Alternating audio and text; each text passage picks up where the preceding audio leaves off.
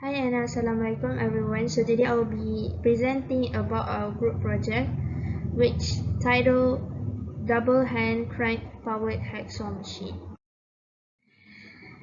So why we choose this project is because as a mechanical engineering student, we should know that in a mechanical workshop, there are several types of hacksaw machine that are being used in various settings and industries. So this machine can accurately cut rods of various types of material at a quick pace.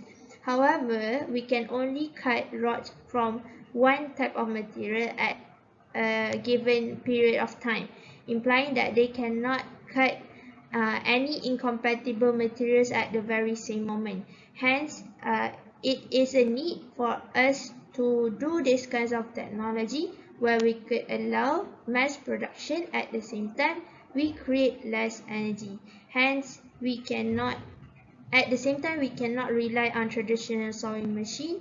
Hence, it is time for us to create a new type of project, which is this multiple hacksaw machine, where we can cut two metal bars, two tubes or plates at the very same time, and therefore, as a result, creating a higher mass output for optimum result in an industrial complex.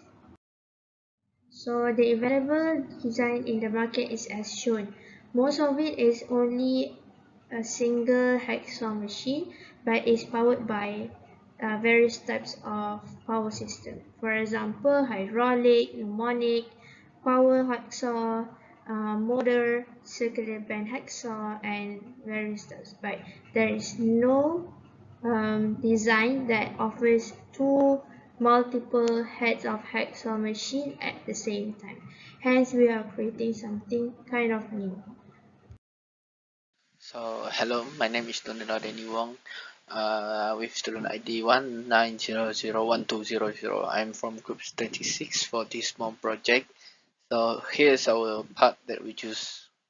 So, the hacksaw part will be connected to the motor part, will connected to the motor part, which then will link using the 3-bar link system, which will be explained by Gap. So, we cannot combine these two because we tried using Fusion 360 but it failed. It's not like looks like what we want, and we try a few more time. It's also didn't look like what we want, so we just decided to put it separately. Then we will like explain it more in mechanism part so that doctor can understand better.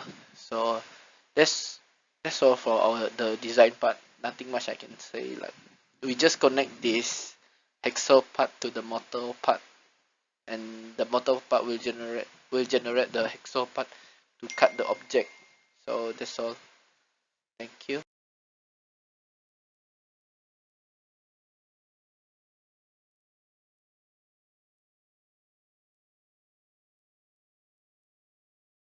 Hello, my name is Gabriel and I will be presenting about our mechanism of choices. So for our double hacksaw machine project, we will be using the 3-bar linkage system. The 3-bar linkage system is the locus of a fixed point on the plane linked to the rod of an articulated quadrilateral. The curve of the 3-bar linkage is therefore the locus of a point linked to a segment of a constant length joining two circles. When the crank have the same length and fixed point of the plane is the middle, we get a watt curve. So as you can see in this linkage app, I will demonstrate the 3-bar system mechanism. So that's all from me. Thank you.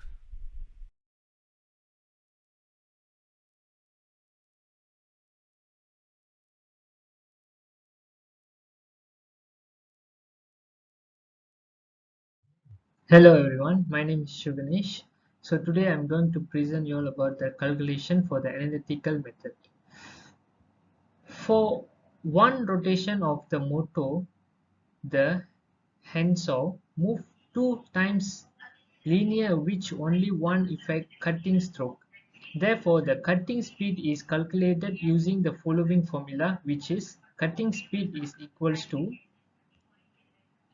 uh, NGN over 60 times 2 is equals to pi times 100 times 10 negative 3 cube times 300 over 2 is equals to 47.123 meter per minute.